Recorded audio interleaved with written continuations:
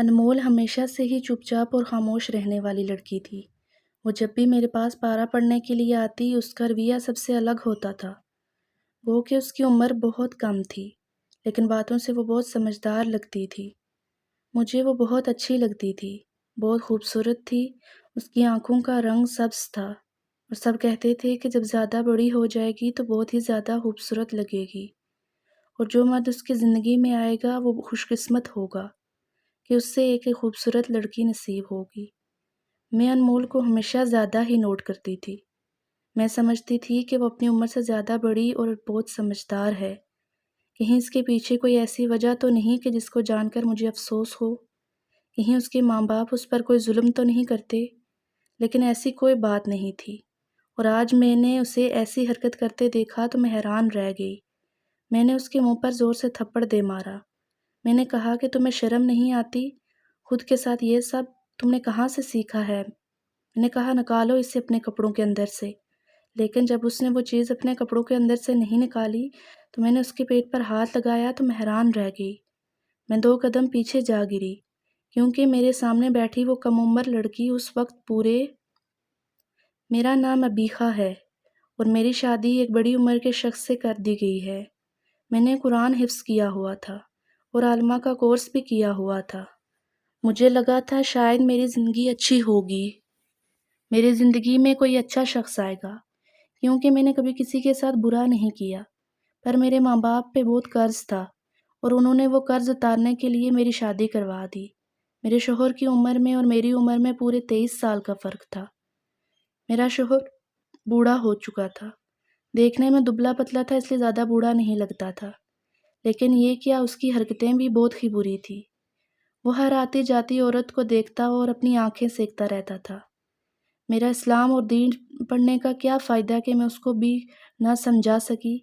کہتے ہیں جب بڑی عمر کے مرد کو چھوٹی لڑکی مل جاتی ہے تو اس کا بہت خیال رکھتا ہے، اسے بہت پیار کرتا ہے، اس سے اپنے ہاتھ کا چھالا بنا کر رکھتا ہے، لیکن وہ ایسا بالکل نہیں تھا۔ میرا شوہر مجھ پر بہت زیادہ رعب جماتا تھا اور مجھے پابندیوں میں رکھتا تھا۔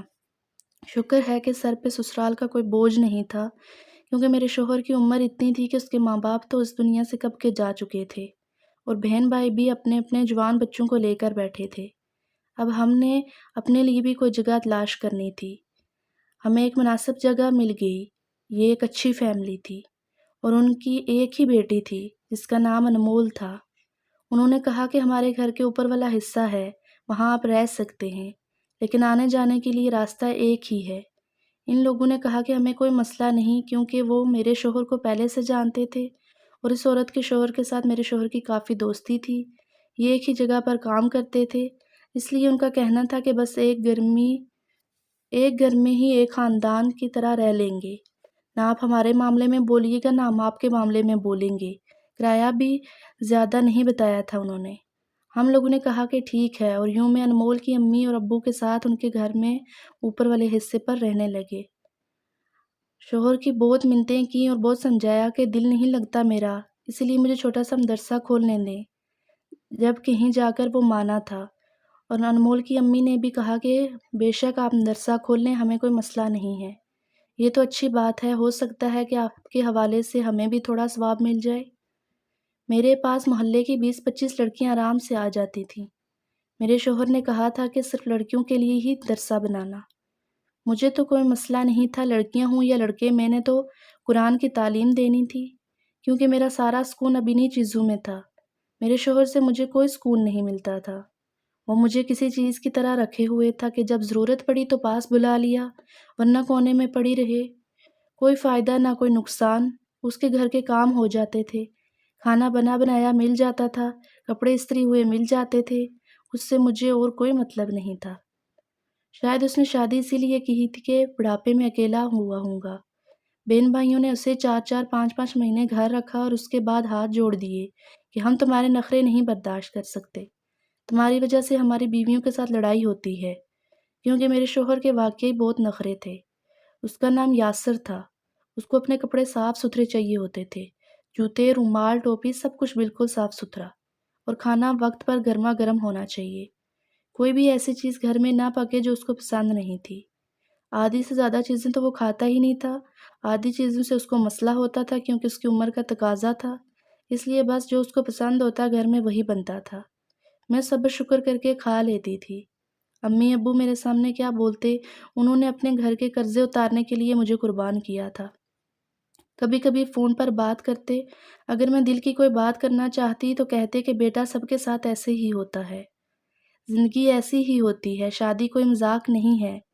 میں بھی خاموش ہو جاتی، مجھے تو ان سے شاید اب بات بھی نہیں کرنی چاہیے تھی، لیکن ماں باپ تھے تو دل تنگ ہو جاتا تھا۔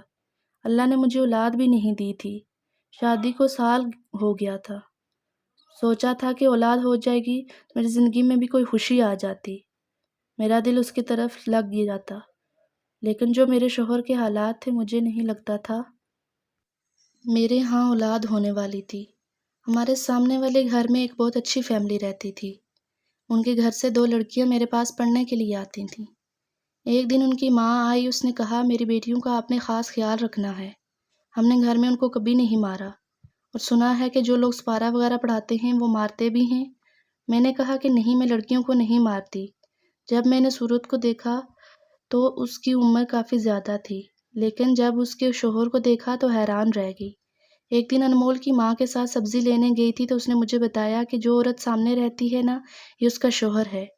جب میں نے اس کو دیکھا تو میرے تو قدموں تلے سے گویا زمین ہی نکل گئی ہو، کہاں وہ عورت اور کہاں یہ لڑکا، ایسا لگتا تھا کہ یہ اس کا بڑا بیٹا ہے۔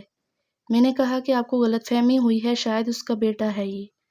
تو وہ انمول کی ماں نے کہا کہ نہیں، میں تو یہاں پر 20 سال سے رہ رہی ہوں، میری تو جوانی بھی یہیں گزری ہے اور بچپن بھی، پھر شادی بھی اسی محلے میں ہو گئی، مجھے اچھی طرح پتا ہے کہ یہ اسی کا شوہر ہے۔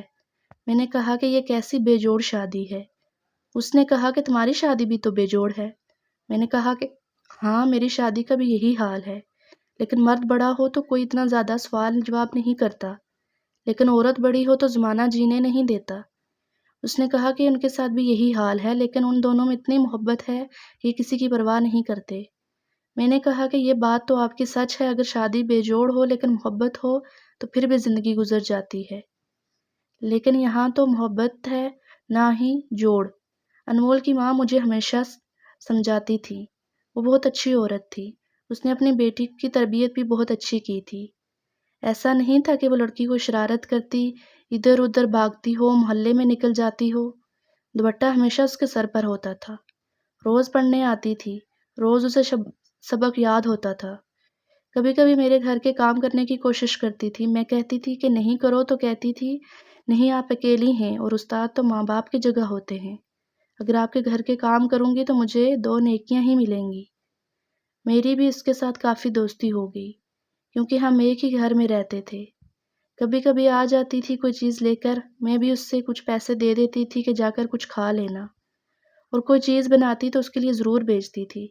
لیکن ایک دن بڑا ہی عجیب معاملہ ہوا، اس کے گھر والے شادی میں جا رہے تھے اور انہوں نے کہا کہ میں انمول کو اپنے پاس رکھ لوں۔ میں مان گئی، میں نے کہا کہ ہاں، وہ میرے پاس زیادہ خوش رہتی ہے، اور میں رات کو دوسرے کمرے میں سو گئی اس کے ساتھ۔ میرے شوہر کو اس بات سے مسئلہ ہوا تو میں نے ان سے کہا کہ ایک رات کی بات ہے۔ صبح اس کو میں نے ناشتہ بنا کر دیا، لیکن جب وہ ناشتہ کر رہی تھی تو اس کو الٹی آ گئی۔ میں نے کہا کیا بات ہے؟ تو کہنے لگی میرے پیٹ میں بہت درد ہے، ہم لوگوں نے بھی تو رات کو پیزا منگوا کر کھایا تھا، شاید اسی لیے اس کے پیٹ میں درد تھا۔ میں نے کہا کہ اپنی امی کو نہیں بتانا، ورنہ وہ تمہیں یہاں نہیں بھیجیں گی۔ اس نے کہا کہ میں نہیں بتاؤں گی۔ میں نے اس سے پیٹ درد کی دوا دی اور اس کی امی آ گئی، جنہوں نے شادی میں جانا تھا، رات وہیں رہنا تھا، لیکن شادی دوسرے شہر میں تھی، لیکن اگلی رات سے پہلے وہ واپس آ گئی، اور میں نے ان کی بیٹی ان کے حوالے کر دی۔ ابھی کچھ ہی دن گزرے تھے کہ انمول کی حرکتوں میں مجھے کچھ تبدیلی محسوس ہوئی۔ آج کل اس کا چہرہ بالکل پیلا رہتا تھا اور وہ بہت بیمار رہتی تھی، کبھی پیٹ درد ہو گیا، کبھی الٹی لگ گئی۔ ایک دن تو ایسا ہوا کہ وہ زیادہ ہی بیمار ہو گئی اور رات کے ٹائم ڈاکٹر کے پاس لے گئے۔ میں صبح اس کو پوچھنے کے لیے گئی تو اس کی ماں نے کہا کہ الٹی سیدھی چیزیں کھاتی رہتی ہے، بڑی ہو رہی ہے نا، اسی لیے ایسا تو ہوتا ہی ہے۔ میں نے کہا کہ ہاں، بلوغت آ رہی ہے تو تھوڑی بہت جسمانی تبدیلیاں بھی آتی ہیں، یا پریشان نہیں ہوں آپ، سب کچھ نارمل ہے۔ 1 ڈیڑھ مہینہ اسی طرح گزر گیا کہ انمول کے پیچھے تو جیسے بیماریاں ہی پڑ گئیں، لیکن پھر بھی وہ چلتی پھرتی رہتی تھی۔ اس کی ماں کہتی تھی کہ بچہ بیمار ہو جائے تو اسے بیماریوں کی طرح ایک جگہ بٹھا دو تو وہ اور بھی بیمار ہو جاتا ہے، اس لیے اگر کوئی بیمار ہو تو اس کو چلنے پھرنے دو، پھر وہ ٹھیک ہو جاتا ہے۔ وہ گھر کے کاموں میں لگ کے ادھر ادھر پھر کر اپنی بیماری کے بارے میں بھول جاتا ہے۔ مجھے کہنے لگی کہ جب سے میں نے وہ پیزا کھایا ہے نا تب سے میری طبیعت خراب ہو گئی ہے، آئندہ میں کبھی پیزا نہیں کھاؤں گی۔ اس بات پہ میں حیران ہو گئی۔ میں نے کہا کہ ابھی تو اس پیزے کو کھائے ہوئے 2 مہینے ہونے والے ہیں، ابھی تھوڑی وہ تمہارے پیٹ میں پھر رہا ہوگا۔ پریشان نہیں ہو، ٹھیک ہو جاؤ گی۔ کبھی کبھی ہوتا ہے بیماری پیچھے پڑ جاتی ہے، میرے ساتھ بھی ایسا پہلے ہو چکا ہے۔ سامنے والی عورت جس کی 2 بیٹیاں میرے پاس پڑھتی تھیں اور جس کا شوہر وہ جوان تھا، اس کا نام ریحانہ تھا۔ اس کے ہاں پھر سے امید تھی، مگر میرے ہاں کوئی امید نہیں تھی۔ اس کو دیکھ دیکھ کر مجھے رشک آتا تھا۔ اس کا شوہر بے حد خوبصورت تھا اور وہ بتاتی تھی کہ بہت اچھا انسان ہے۔ کبھی کبھی گھر آ جاتی تھی تو سلام دعا اور کبھی چائے پر بات چیت ہو جاتی تھی۔ آج کل اس کا پیٹ بڑھنے لگا تھا اور وہ اپنے پیٹ کو چھپاتی بھی نہیں تھی۔ ایک دن میں نے اس سے کہا کہ تم کھلے کپڑے پہنا کرو یا پھر کوئی بڑی سی چادر لیا کرو، تمہاری تو اپنی بیٹیاں بھی چھوٹی ہیں اور محلے میں بھی تم ایسے پھرتی رہتی ہو۔ اس نے کہا کہ یہ تو عورت کا غرور ہوتا ہے، اس کے ہاں اولاد ہونے والی ہے، بلا میں اس کو کیوں چھپاؤں؟ جانے کیوں مجھے ایسا لگ رہا تھا جیسے وہ مجھے تانے دے رہی ہے، لیکن پھر بھی میں نے سوچا کہ اس کی میرے ساتھ کون سی دشمنی ہے جو مجھے تانے دے گی۔ میں نے کہا کہ ہاں لیکن نظر بھی لگ جاتی ہے، تو کہنے لگی یہ تو ہے، توبہ توبہ، اللہ بری نظر سے بچائے۔ آج کل تو ہر دوسرے گھر کی یہی کہانی ہے، کسی کے ہاں اولاد نہیں ہے اور کسی کی اولاد پیدا ہو کر مر جاتی ہے، لیکن اللہ کا شکر ہے میرے ہاں تو 7 سال میں یہ تیسری اولاد ہے اور اس دفعہ میرے ہاں بیٹا ہونے والا ہے۔ میں نے پتہ بھی کروا دیا ہے۔ میں نے کہا کہ اللہ تمہارے بیٹے کو تو زندگی دے۔ اس نے مجھے اپنے شوہر کے بارے میں بتانا شروع کیا کہ روز میرے لیے پھول لے کر آتا ہے، میری سالگرہ ہو، عید ہو، تہوار ہو، مجھے ایسے ایسے تحفے دیتا ہے کہ سب حیران رہ جاتے ہیں۔ کبھی کبھی لوگ اس کو کوئی بات کر دیں تو لڑنے مرنے پر اتر آتا ہے کہ میری بیوی کے بارے میں کوئی بات نہ کی جائے۔ میں بڑی حیران ہوتی تھی۔ میں نے انمول کی ماں سے یہ ساری باتیں کی تو اس نے کہا کہ دیکھو کوئی اتنی حور پری تو نہیں ہے، دراصل اس کا باپ بہت زیادہ امیر ہے، جس گھر میں رہتی ہے وہ بھی اس کے باپ کا دیا ہوا ہے اور اس کے گھر کے سارے خرچے بھی اس کا باپ اٹھاتا ہے، شاید اسی لیے اس کا شوہر اس کے اتنے ناز نخرے اٹھاتا ہے۔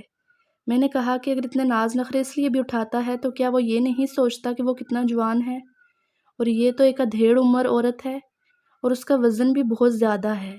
انمول کی ماں کہنے لگی کہ کچھ لوگ یہ نہیں سوچتے، محبت تو اندھی ہوتی ہے۔ میں نے انہیں کہا کہ ہاں لیکن ہمارے حصے میں تو نہ اندھی محبت آئی، نہ ہم تو محبت کو آنکھوں کے ساتھ نظر آئے، نہ ہی بنا آنکھوں کے۔ وہ کہنے لگی کہ خود پر ترس نہ کھایا کرو، ایک دن سب کچھ ٹھیک ہو جائے گا۔ ریحانہ کو سب دیکھتے تھے تو وہ اپنے پیٹ کی نمائش کرتی پھرتی تھی، کبھی بچوں کے کپڑے لیتی تو کبھی کچھ کرتی۔ ہم اس کو اس لیے منع کرتے تھے کہ اتنا دکھاوا نہ کیا کرو، لیکن وہ نہیں مانتی تھی۔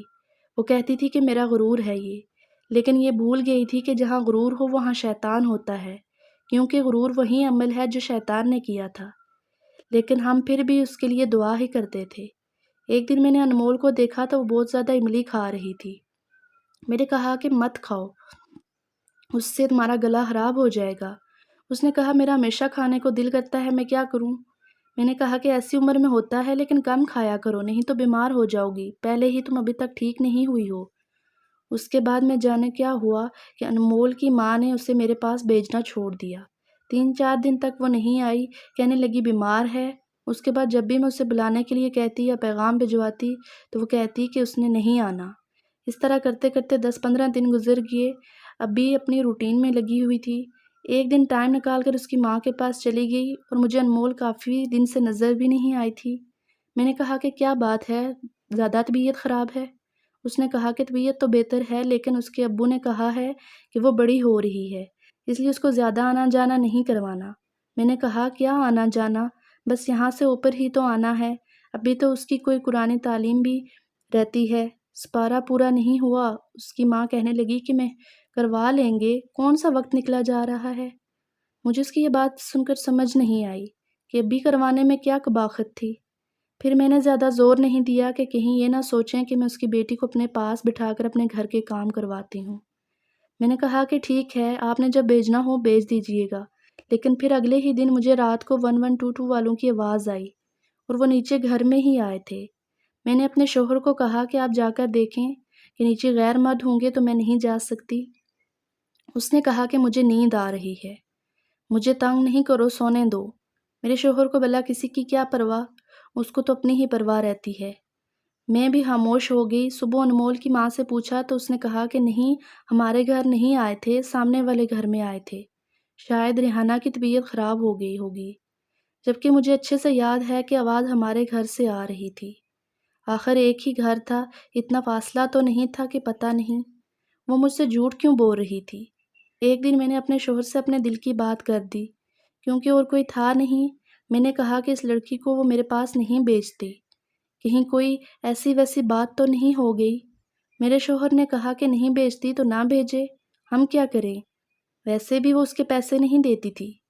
میں نے کہا کہ پیسوں کی بات نہیں ہے، پیسے نہ دینے کے لیے میں نے خود ہی کہا تھا، آخر ہم ایک ہی گھر میں رہتے ہیں، ان کی بیٹی کو قرآن پڑھانے کے لیے پیسے لینا اچھا نہیں لگتا۔ میرے شوہر نے کہا کہ پھر باقیوں سے بھی نہ لیا کرو۔ میں نے کہا کہ باقیوں سے نہ لوں تو میرے خرچے کیسے چلیں گے، آپ تو مجھے 1 روپیہ نہیں دیتے۔ بس اسی طرح میرے شوہر کی اور میری لڑائی ہو گئی اور وہ لڑ جھگڑ کر گھر سے باہر چلا گیا۔ لیکن انمول میرے پاس کیوں نہیں آ رہی تھی، یہ سوال ابھی بھی میرے دل میں تھا۔ ایک دن اس کی ماں کہیں گئی ہوئی تھی تو سوچا میں خود ہی جا کر دیکھ لوں، اس سے پوچھتی ہوں کہ کیا معاملہ ہے۔ جب میں اس کے پاس گئی تو وہ سامنے کمرے میں بیٹھی تھی۔ اس کو دیکھ کر میں حیران رہ گئی۔ وہ کسی حاملہ کی طرح اپنے پیٹ میں کپڑے ڈال کر بیٹھی تھی اور اپنے پیٹ کو سہلا بھی رہی تھی اور کہہ رہی تھی کہ میرا بچہ اس دنیا میں جلدی آنے والا ہے۔ میں نے کہا کہ یہ کس قسم کا کھیل کھیل رہی ہو، اس کی تربیت کیسی ہو گئی ہے؟ اگر یہ اس قسم کے کھیل کھیلتی ہے تو میں فوراً اس کے پاس گئی۔ میں نے کہا کہ یہ کیا کر رہی ہو، تمہیں شرم نہیں آتی؟ کس کو دیکھا ہے تم نے؟ جبکہ مجھے پتا تھا کہ اس نے ریحانہ کو ہی دیکھا ہوگا، تبھی تو ایسے کر رہی ہے۔ میں نے کہا کہ نکالو اسے اپنی قمیض کے اندر سے، یہ کیا تم نے اپنی قمیض کے اندر ڈال کے اپنا پیٹ بنا رکھا ہے؟ لیکن جب میں اس کے پاس گئی تو اس کی قمیض کے اندر کچھ نہیں تھا، وہ اس کا پیٹ ہی تھا۔ میں 2 قدم پیچھے جا گری کہ جیسے مجھے کرنٹ لگا ہو۔ میں نے کہا یہ کیا ہے، کیا ہے یہ سب؟ اس نے کہا کہ ماں بننے والی ہوں، میرا بچہ آنے والا ہے۔ میں نے کہا کہ کس نے کہا ہے تمہیں؟ اس نے کہا بابا اور امی نے بتایا ہے۔ میں حیران رہ گئی، میری سانسیں تیز ہو گئی اور میں پریشان بھی ہو گئی اور میں فوراً اوپر کی طرف بھاگ گئی، کیونکہ میں نہیں چاہتی تھی کہ اس کی ماں آ جائے اور وہ کہے کہ تم ہماری اجازت کے بغیر ہماری بیٹی سے کیسی باتیں کر رہی ہو۔ جبکہ میں اس کی بات پر حیران تھی کہ یہ سب کچھ اس لڑکی کے ساتھ کس نے کیا تھا اور اس کی ماں باپ کو پتا تھا، پھر بھی وہ کچھ کر نہیں رہے تھے۔ شاید اس دن 1122 والے بھی اس لیے آئے تھے کیونکہ اس کی طبیعت خراب ہو گئی تھی۔ رات ہوئی تو مجھے نیند ہی نہیں آ رہی تھی۔ ارادہ کر لیا کہ اس کی ماں سے بات کرے گی اور صبح ہی بات کرنے چلی گئی۔ پہلے تو اس کی ماں نے کہا کہ ایسا کچھ نہیں ہے، تم جھوٹ بولتی ہو، لیکن پھر اس کی آنکھوں میں آنسو آ گئے۔ اس نے کہا میرا شوہر اسی بات پر لڑائی کرتا ہے کہ وہ مجھے طلاق دینے کو بھی پھرتا ہے، کہتا ہے تم نے اپنی بیٹی کا خیال نہیں رکھا، اس کی تربیت نہیں کی، پتہ نہیں اس نے کہاں منہ کالا کیا ہے۔ پر سوچو کیا ایسا ہو سکتا ہے؟ میں نے کہا کہ نہیں نہیں، ایسا تو نہیں ہو سکتا، انمول ایسی لڑکی نہیں ہے، میں اسے اچھی طرح جانتی ہوں، ضرور اس کے ساتھ کچھ ہوا ہے۔ کہہ رہی ہے کہ ہاں اس کے ساتھ کچھ ہوا ہے، لیکن اس کو خود نہیں پتا کہ کب اور کس نے کیا ہے۔ لیکن مجھے ایسا لگتا ہے کہ یہ معاملات اس دن کے ہیں جب میں اس کو ماں کو شادی کے گھر چھوڑ کر گئی تھی۔ اس بات کو 4-5 مہینے ہو گئے تھے۔ اس کے بعد سے اس کی طبیعت خراب رہنے لگی، لیکن وہ تو تمہارے پاس تھی۔ اب میں تم سے جواب نہ مانگوں تو کس سے مانگوں؟ میں بڑی پریشان ہو گئی۔ میں نے کہا کہ تم مجھ سے کیا جواب مانگو گی؟ مجھے تو پہلا شک اپنے شوہر پر ہی لگتا ہے کہ اس نے یہ حرکت کی ہے۔ اسی کو اس عمر میں سکون نہیں آتا، آتی جاتی تو ہر لڑکی کو دیکھتا ہے۔ اگر ایسا ہوا تو پھر طلاق ہو یا نہ ہو تمہاری، لیکن میری ہو جائے گی، کیونکہ یا تو وہ مجھے طلاق دے دے گا یا پھر میں اس کو خود چھوڑ دوں گی۔ ہم دونوں عورتیں بہت جذباتی ہو گئیں اور عجیب و غریب قسم کی باتیں کرنے لگیں، لیکن یہ بھول گئیں کہ اصل زندگی میں ایسا نہیں ہوتا۔ ظلم سہ کر بھی ساتھ رہنا پڑتا ہے، شوہر کی عذاب اور گالیاں سن کر بھی باتیں برداشت کرنی پڑتی ہیں۔ ہم اتنی جلدی کوئی بھی فیصلہ نہیں کر سکتے تھے، لیکن جو انمول کے ساتھ ہوا وہ بہت برا تھا اور اس کی حالت بہت عجیب سی تھی، گو کہ اسے معلوم نہ تھا کہ اس کے ساتھ کیا ہوا ہے، اس لیے وہ ان ساری چیزوں کو نارمل سمجھ رہی تھی۔ ریحانہ کی طرح اپنے پیٹ پر ہاتھ لگاتی اور کہتی یہ تو میرا غرور ہے، اسے کیا پتا کہ یہ سب کیا ہے، اس لیے اس کی ماں اسے ایک کمرے میں قید کر دیا تھا، کیونکہ انمول تو کسی کے سامنے جھوٹ بھی نہیں بول سکتی، یہ اس کے ساتھ ایسا کچھ نہیں ہے، اس نے تو یہی کہنا تھا کہ ہاں میں ماں بننے والی ہوں، شاید اسے بچوں سے بہت پیار تھا اور بچوں کا شوق بھی تھا، اس عمر میں ایسا ہوتا ہے کہ لڑکیاں چھوٹے بچوں کو بہت پیار کرتی ہیں۔ اس کی ماں نے کہا کہ میرے شوہر نے مجھے کہا ہے کہ یہ سب تمہاری وجہ سے ہوا ہے، اس لیے تم ہی جواب دو گی، خود تو وہ باہر کے ملک جانے کی تیاری کر رہا ہے، اگلے ہفتے اس کی سیٹ ہے، اس نے کچھ لوگوں سے ادھار لیا ہے اور وہ ملک کے باہر جا رہا ہے، وہ کہتا ہے کہ یہاں پہ گزارا نہیں ہوتا، لیکن میں پیچھے اکیلی رہ جاؤں گی، میں کیا کروں؟ مجھے اپنے شوہر پر ہی شک تھا اور میں نے اپنے شوہر سے جا کر یہ سوال بھی کر لیا۔ جب میں نے اسے یہ بات کی تو وہ حیران رہ گیا، مجھے لگا کہ اگر وہ غلطی پر ہوا تو مجھے بہت ساری باتیں سنائے گا، میرے ساتھ جھگڑا کرے گا، مجھے کہے گا کہ تو نے مجھے ایسا سمجھا، لیکن وہ تو رونے لگا۔ میں نے کہا کہ کیا ہوا؟ رو کیوں رہے ہو؟ مجھے اتنی تکلیف دے کر بھی کبھی تم میری تکلیف پر نہیں روئے، اب خود پر الزام لگ گیا تو رو رہے ہو؟ اس نے کہا کہ میں اس بات پر رو رہا ہوں کہ کس نے اس کے ساتھ یہ حرکت کی ہے، کیونکہ میں تو ایسا سوچ بھی نہیں سکتا، اور تمہاری سوچ اور الزام بھی مجھ پر کوئی افسوس نہیں ہے۔ ظاہر ہے تم میرے بارے میں ایسے ہی سوچو گی نہ، لیکن میں اتنا برا نہیں ہوں جتنا تم نے سمجھ لیا ہے۔ ارے ایسا تو کوئی بہت ہی برا آدمی کر سکتا ہے، میں اگر رنگین مزاج ہوں تو میں نے تم سے شادی کی ہے، نکاح کیا ہے نا تم سے، مانا کہ کم عمر ہو لیکن نکاح تو کر کے لایا ہوں، دوسری عورتوں کو دیکھ لیتا ہوں لیکن کسی کے پیچھے نہیں جاتا، میں نے ایسا کچھ نہیں کیا۔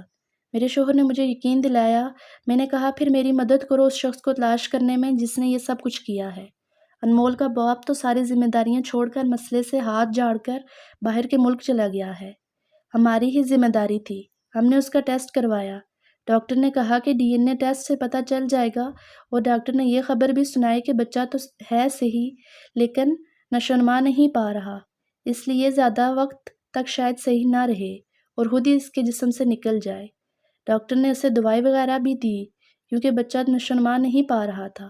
ہم لوگوں نے محلے کے لوگوں کو کہا کہ ٹیسٹ کروائیں گے، اور یہ آس پاس کے جتنے بھی گھر لگتے ہیں سب کے مردوں کے ٹیسٹ ہوں گے۔ کچھ لوگوں نے ٹیسٹ کروانے سے انکار کر دیا جس میں ریحانہ کا شوہر بھی شامل تھا۔ جب اس نے کہا تو اس نے کہا میری تو اتنی خوبصورت بیوی ہے، میں اس سے اتنی محبت کرتا ہوں، بھلا مجھے کیا ضرورت ہے ایسی حرکتیں کرنے کی؟ اور میرا بھی اس پہ شک نہیں تھا، لیکن کچھ لوگ بالکل بھی ٹیسٹ نہیں کروا رہے تھے، تو پولیس کو بلایا گیا۔ پولیس نے کہا کہ سب کے ٹیسٹ ہوں گے، ریحانہ کے شوہر نے بھی ٹیسٹ کروا لیا، اور یہ دیکھ کر ہم حیران رہ گئے کہ یہ سب اسی کا کیا دھرا تھا، کیونکہ اس کی شادی تو دولت کے لیے کی تھی، اسے ریحانہ کی ذات میں کوئی دلچسپی نہیں تھی، اسے صرف بچہ پیدا کرنے کے لیے رکھا ہوا تھا، اور نظر اس کی انمول پر ہی تھی جو کہ بہت زیادہ خوبصورت تھی۔ ریحانہ کو جب یہ بات پتہ چلی تو وہ بھی حیران رہ گئی، وہ تو اپنے شوہر کی محبت پہ قدم بھرتی تھی، کہتی تھی میرا شوہر تو کسی کی طرف آنکھ اٹھا کر نہیں دیکھتا، میرا گرویدہ ہے، لیکن اب وہ خاموش ہو گئی تھی، جو غرور اس سے اپنے شوہر پر تھا وہ ٹوٹ کر کرچی کرچی ہو چکا تھا۔ اس کے ہاں اولاد ہوئی تھی، اس نے کہا کہ میں خود اپنے شوہر پر کیس کرواؤں گی، اسے معاف نہیں کروں گی، اس نے میرے لیے آج تک کچھ نہیں کیا، میرے ماں باپ کی دولت پر پلتا رہا، بس میں یہ سوچ کر گزارا کرتی رہی کہ چلو مجھ سے محبت کرتا ہے، لیکن اگر یہ اس کی محبت ہے تو میں اسے کبھی معاف نہیں کروں گی۔ اس کے شوہر پہ کیس ہو گیا، اس کو سزا بھی ہو گئی، انمول کے جسم میں پلنے والا بچہ اس دنیا میں آنے سے پہلے ہی ختم ہو گیا، کیونکہ وہ بہت کم عمر تھی۔ جب تک اس کا باپ واپس آیا تب تک انمول بڑی ہو چکی تھی اور جوان ہو چکی تھی، اس کی ماں نے ایک جگہ اس کا نکاح بھی کروا دیا تھا، اب کچھ مہینے میں اس کی شادی تھی۔ یہ سب کچھ بہت ہی عجیب تھا، ابھی بھی یاد کرتی ہوں تو عجیب سا محسوس ہوتا ہے، اپنے ہی محلے میں، اپنے ہی گھر میں ہونے والی حرکت، جب میں یہ سوچتی ہوں تو دل عجیب سا ہو جاتا ہے۔ اب آپ لوگ بتائیں کہ انسان اپنے جوانے کی حفاظت کس طرح کرے جب آس پاس ہی ایسے لوگ گھوم رہے ہوں تو؟ شکریہ۔